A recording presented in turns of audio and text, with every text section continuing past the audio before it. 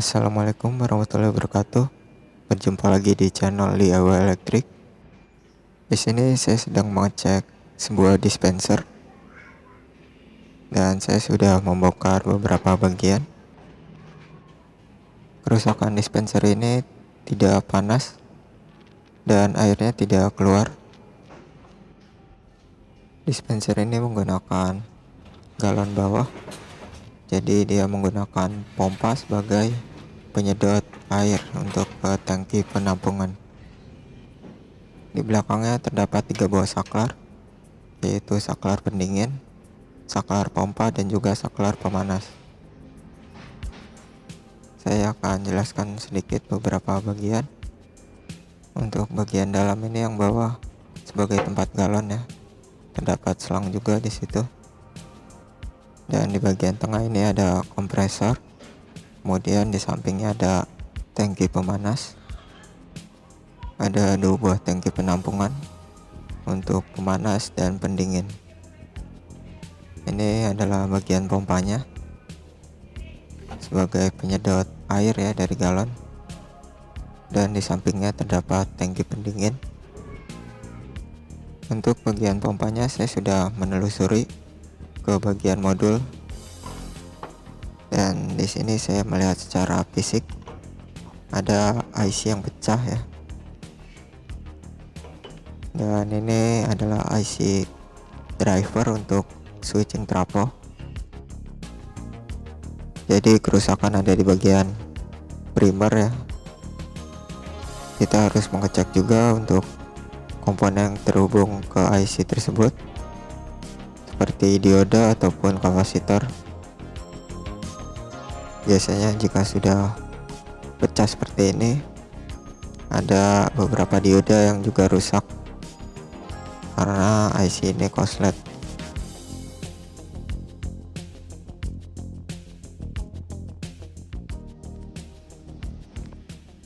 Oke, ini dia untuk komponennya yang rusak. IC nya sudah saya lepas. Dioda breaknya juga rusak ya, korslet. Saya sudah lepas juga. Karena stok IC nya tidak ada, saya akan mencoba untuk merubah rangkaiannya menggunakan gacun.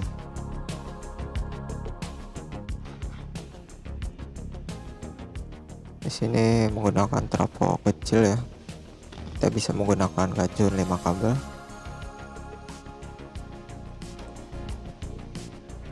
Nanti saya akan coba pasang.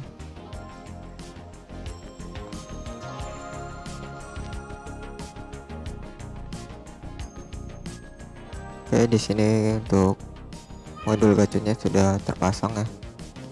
Dan dioda breaknya juga saya sudah pasang. Di sini saya menambah pendingin ya, agar lebih kuat saja, panasnya bisa terbuang ya. Jika sudah tidak ada yang korslet, kita bisa melakukan pengetesan dan melakukan pengukuran tegangan. Di sini saya sudah pasang kabel AC. Kemudian kita bisa melakukan pengukuran pada sekunder. Di sini terdapat sebuah elko. Kita bisa ukur di sana. Untuk outputnya tegangan tunggal ya, tidak ada tegangan yang lain, hanya 1 buah sumber tegangan. Sini saya sudah menyiapkan multimeter. Kita akan tes ya.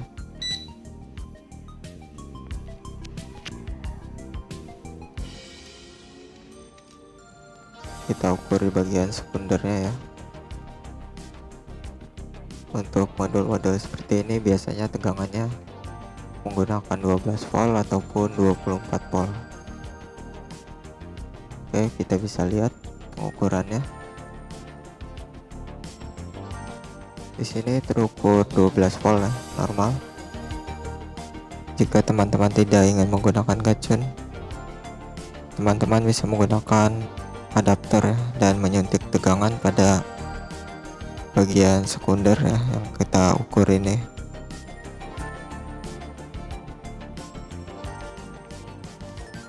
tadi juga terdengar suara buzzer ya saat pertama baru kita nyalakan.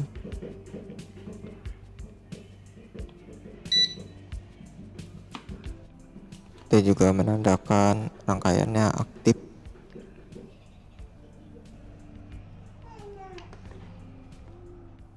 Berikutnya kita akan mengecek bagian pemanas ya. Ini adalah contoh tangki pemanas.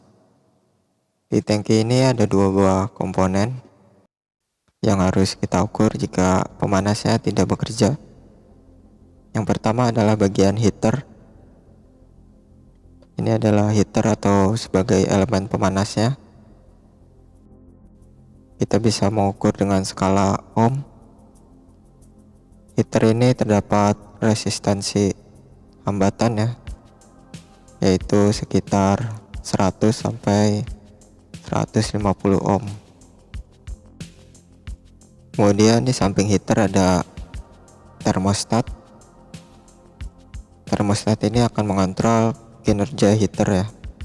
Jika panas dari tangki ini sudah tercukupi, maka dia akan memutus sumber suplai tegangan pada heater. Termostat ini biasanya terdapat satu ataupun dua buah pada satu tangki pemanas. Di bodi bagian depan termostat ini terdapat keterangan untuk tegangan dan juga suhu kerjanya. Pada bagian dispenser yang saya kerjakan, di sini terdapat dua buah termostat. Dan saya sudah mengecek bagian heaternya. Heaternya masih normal. Kita akan mengecek kedua termostat ini. Di sini saya sudah melepas termostatnya. Untuk mengeceknya kita bisa menggunakan multimeter dengan skala ohm ataupun buzzer. Kita tes pada kaki termostatnya. Jika terhubung, termostat tersebut masih normal. Di sini tidak terhubung ya. Kemudian yang ini masih bagus. Ini yang satu rusak ya. Kita bisa ganti yang rusak. Untuk melakukan pergantian kita juga harus menyamakan ya untuk suhu kerjanya. Saya akan mengganti termostat yang rusak. Oke, di sini untuk modulnya sudah saya pasang dan saya sudah menyiapkan air ya. Kita akan tes pompanya karena modulnya tadi sudah normal ya. Ini adalah bagian tangki pendingin. Dan di sini terdapat juga untuk otomatis airnya ya. Ini untuk pompanya.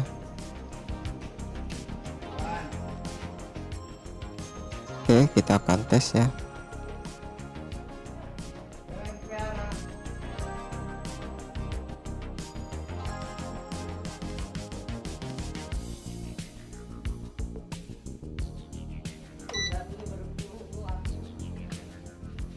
Oke, untuk pompanya sudah hidup ya.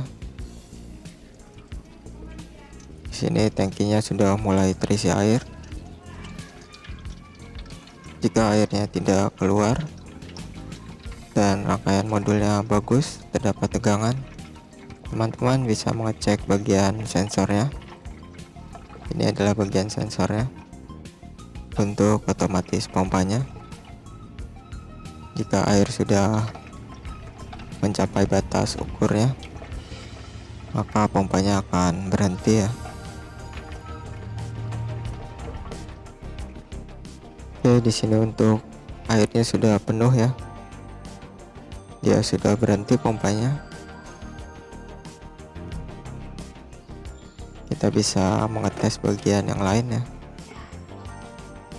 Di sini kita bisa menyalakan untuk pendingin dan juga pemanas ya, untuk melakukan pengetesan. Bisa kita dengar di sini suara kompresornya.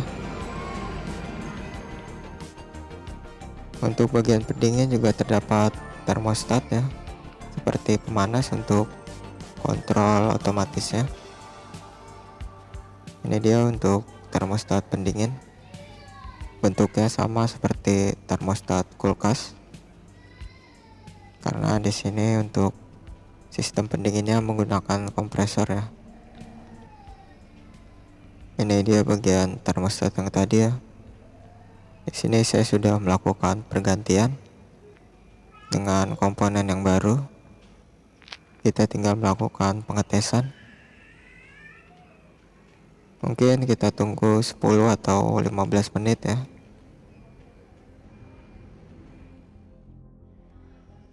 Oke, di sini sudah cukup lama.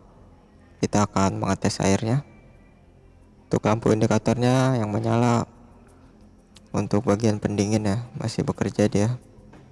Untuk lampu indikator pemanas sudah mati karena suhunya sudah tercapai.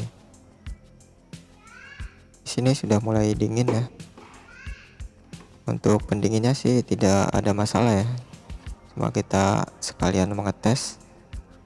Dan ini untuk pemanasnya. Saya akan tes. Kita lihat di sini sudah mengeluarkan asap ya. Menandakan airnya sudah panas ini.